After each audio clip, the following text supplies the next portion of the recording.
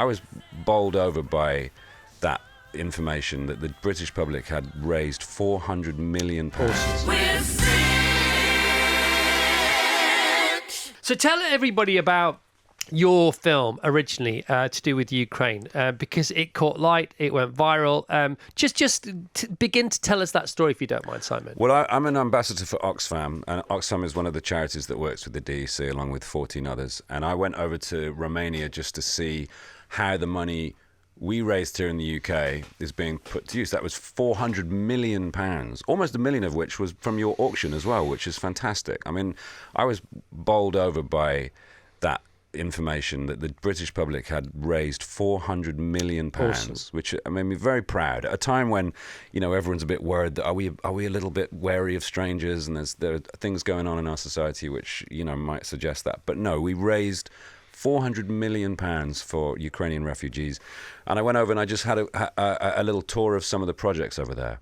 And there's some fantastic stuff going on. So can I pause that? Because you've been there. So that, for us, that sentence before you tell us the next bit is fascinating. Yeah. You went over there. Yeah, I went to Bucharest. So tell us about all that. Well, the thing is with refugees is often there's about 7.8 million, I think, that have left the Ukraine, and almost as many that have been displaced within the Ukraine. Most refugees will want to go to a neighboring country. They don't want to just go off anywhere, and they want to stay close in case they can go back. And so Romania, Poland, Moldova, these places have all got initiatives in them by the DEC to kind of help house, assist refugees. And I went to Bucharest and saw some fantastic projects. One was a kind of residential place, Carousel organising, which is about 40 refugees, very vulnerable refugees, families, older people. There was a woman there who was pregnant, and her husband obviously still. Most of the people I met were female, actually, because a lot of the males are still in Ukraine. But a lot of the efforts over there are about empowering people, about helping them, not making them feel like they're being given handouts or victims. It's giving them some agency over their situation.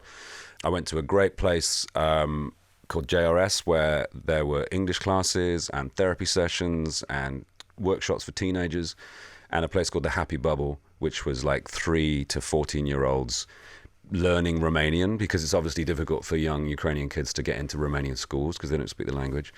And also just a place for them to learn and to continue their education. And it was all incredibly positive. The whole thing is underscored by a massive humanitarian tragedy, which is ongoing. But what I saw over there was incredibly uplifting. But this trip specifically was just to say, look what we've achieved, certainly, with the DEC and the money that we've raised here in the UK, and well done, and thank you, because the generosity's been extraordinary. It will have to keep going, and I know people are, it can get tiring, and this is a difficult time for all of us because everyone's purse strings are very tight at the moment.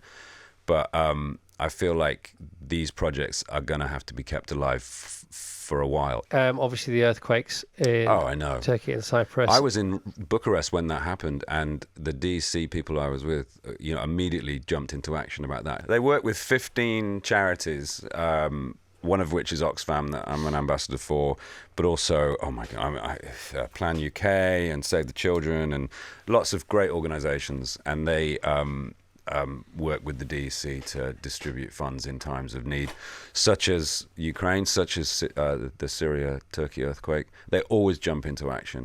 They do, and it's 30, 40, 50 million quid in 3 days for the earthquake. It's amazing. Disaster, unbelievable. It's amazing to me that in these times, it's the people that solve the problems. I can't tell you how, when I sat down with Oxfam and the DEC to talk about the Ukrainian refugees in Romania, and they said the UK's raised £400 million. And I said, I'm sorry, what? I know.